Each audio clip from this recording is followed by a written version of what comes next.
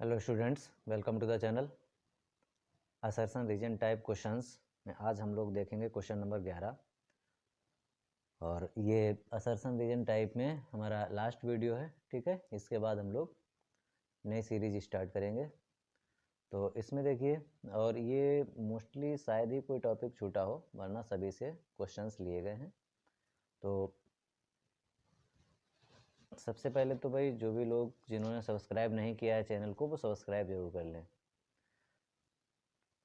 देखिए, असर्शन ये कह रहा है कि nth term of an AP is 7 minus 4n। ये क्या है? nth टर्म है AP का।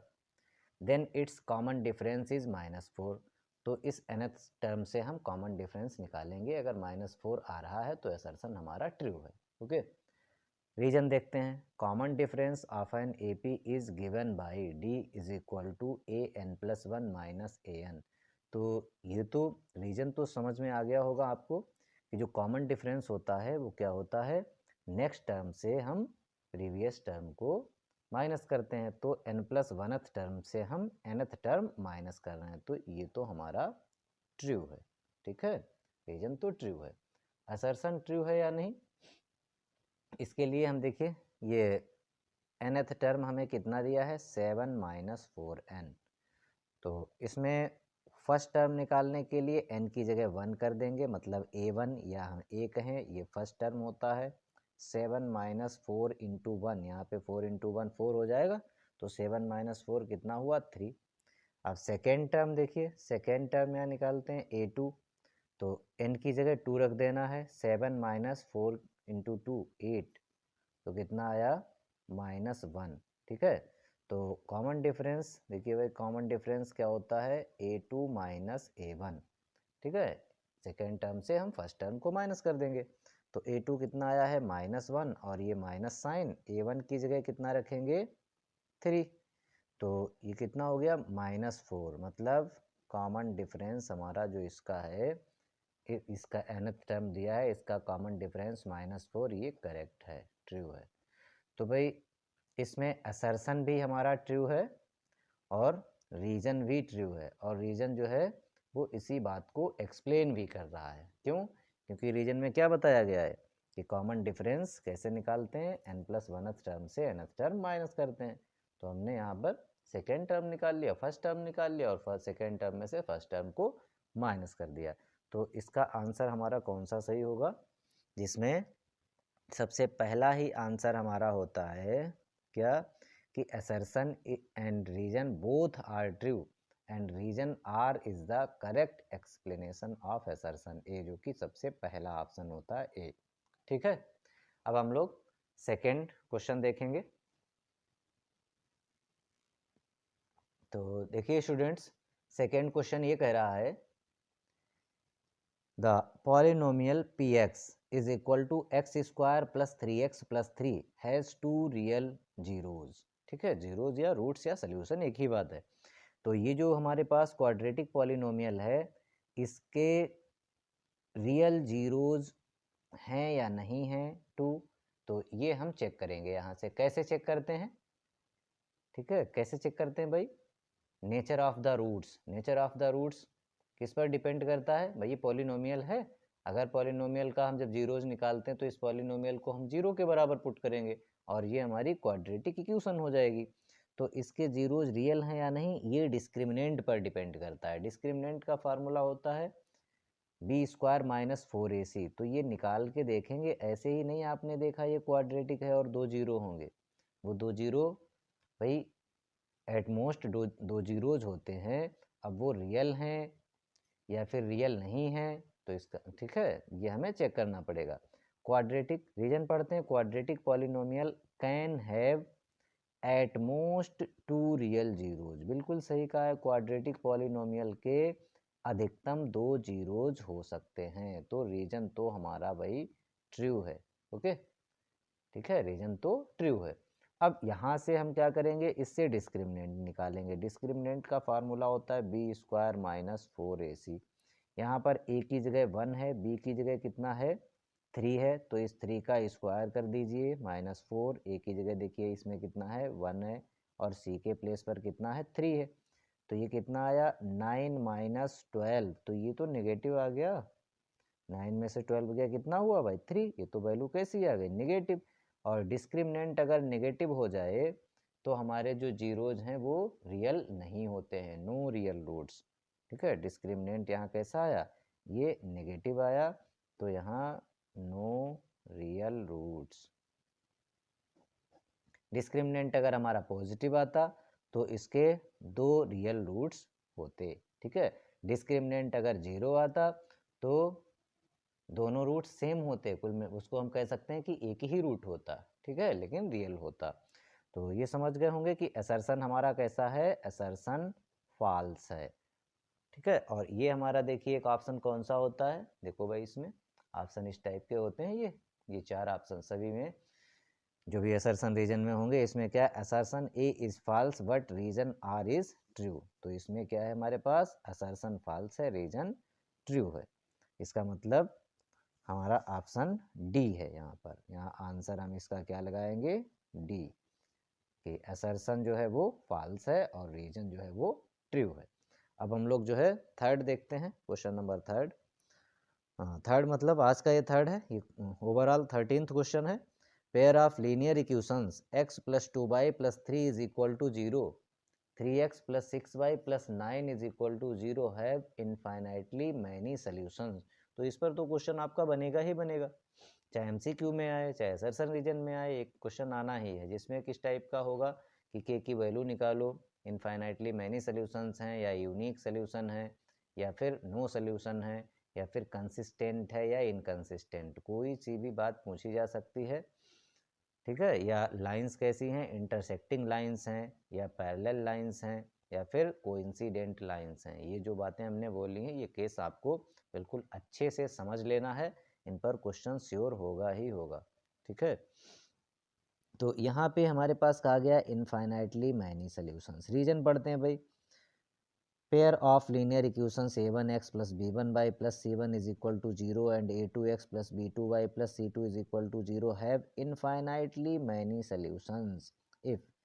तो if a1 upon a2 b1 upon b2 c1 upon c2 ये कैसे हैं, रेशियो जो है वो इक्वल हैं तीनों, तो ये तो ट्रू है। बताइए ट्रू है या नहीं है, रीजन, रीजन हमारा ट्रू है। क्यों, क्योंकि इनफाइनाइटली मैनी सॉल्यूशंस कब होते हैं, जब लाइंस जो हैं, लाइंस को इंसिडेंट होती हैं, एक लाइन के ऊपर ही हमारी दूसरी लाइन होती है, तो इसको हम क्या कहते हैं, को इंसिडेंट लाइंस। तो और इसका जो रेशियो आता है वो सब हमारा सेम आता है, a1 अपान a2 और b1 अपान b2 और c1 अपान c2, ये रेशियो इक्वल होता है, तो रीजन तो ट्रू है। इसमें देखते हैं क्या भाई, इसका a1 और a2 ये रेशियो निकालते हैं। देखिए इसमें हमारे पास a1 अपॉन a2 कितना आ रहा है, a1 अपॉन a2, यहाँ a1 की जगह 1 है और a2 की जगह 3 है, तो ये तो 1 अपॉन 3 आ रहा है। b1 अपॉन b2 को भाई चेक करते हैं, b1 की जगह यहाँ 2 है और b2 की जगह कितना है 6 है, तो ये भी 1/3 आ गया। समझ गया नहीं, अभी तक तो ये दोनों बराबर आ चुके हैं। अब C1/C2 निकालते हैं भाई, C1/C2। देखो C1 की जगह कितना है 3, C2 की जगह कितना है 9, तो 3/9, तो ये भी कैंसिल होगा, कितना आएगा 1/3। मतलब हमारे पास a1/a2, b1/b2 और c1/c2 ये इक्वल हैं, तो ये हमारा ये भी कैसा है, ट्रू है। तो इसका आंसर कौन सा होने वाला है बताइए इसमें से, both assertion and reason are true and reason is the correct explanation of assertion A. क्या ये रीजन इसको एक्सप्लेन कर रहा है, बिल्कुल कर रहा है भाई। देखिए यही तो इसमें दिया गया है कॉन्सेप्ट कि ये जो इनफाइनाइटली मैनी सॉल्यूशंस होंगे अगर ये रेशियो हमारा सेम होता है, और इसमें रेशियो सेम आ रहा है, इसी बात को एक्सप्लेन कर रहा है, इसलिए इसका आंसर क्या होने वाला है, ए आंसर होगा इसका। ओके, तो अब हम लोग क्वेश्चन नंबर नेक्स्ट देखेंगे 14।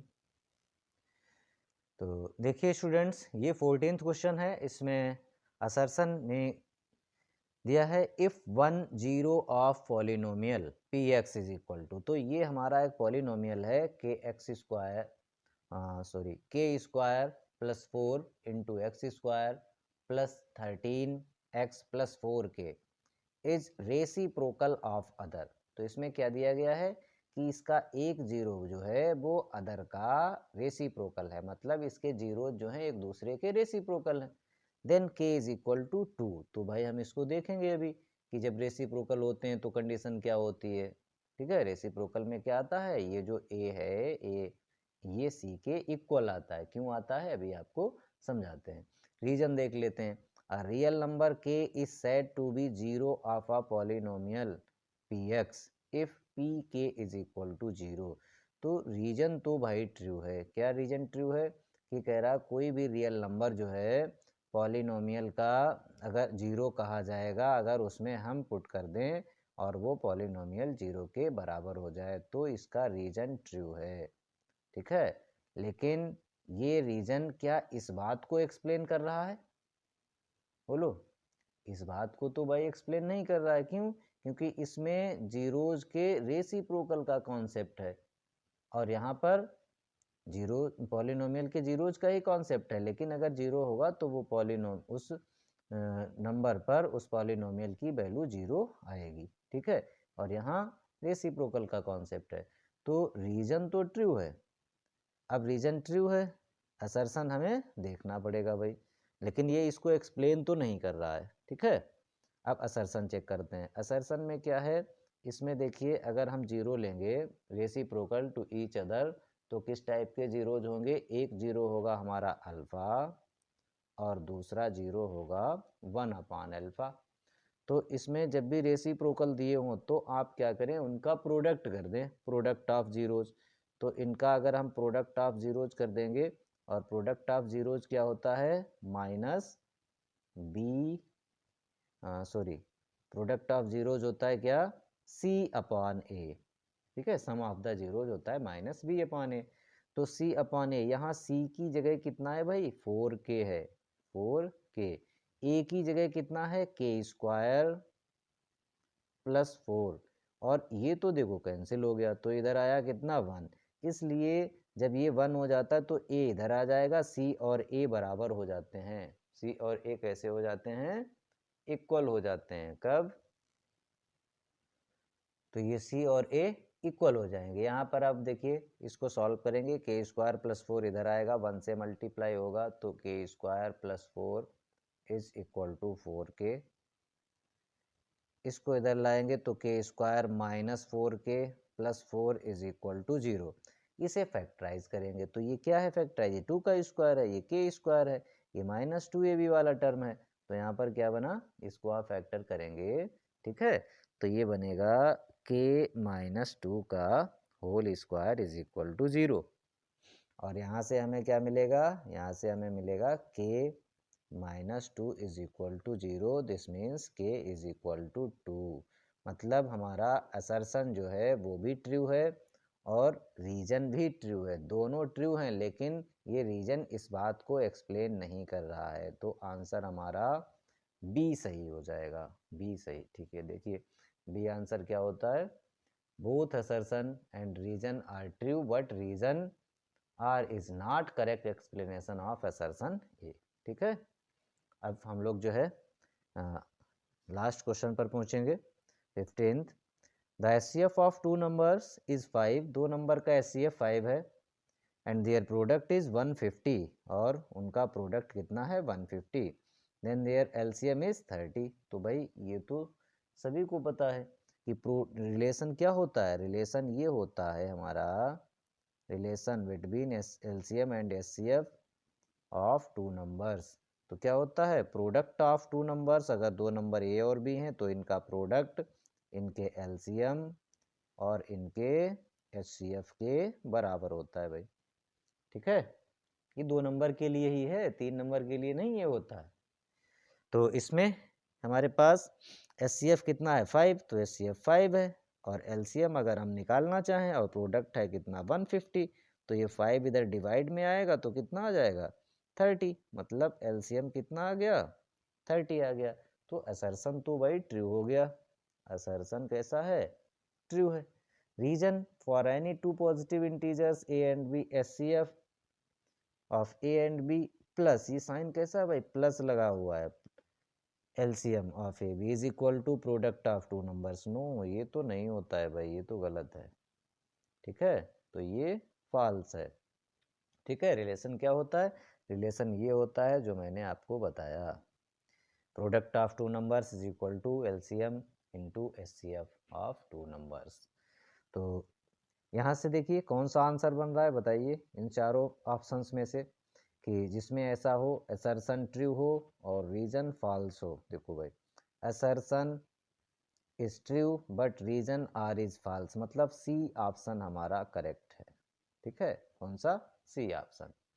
तो कैसा लगा आपको और ये क्वेश्चंस कैसे हैं, कमेंट में जरूर आप लोग बताइए। Thank you students.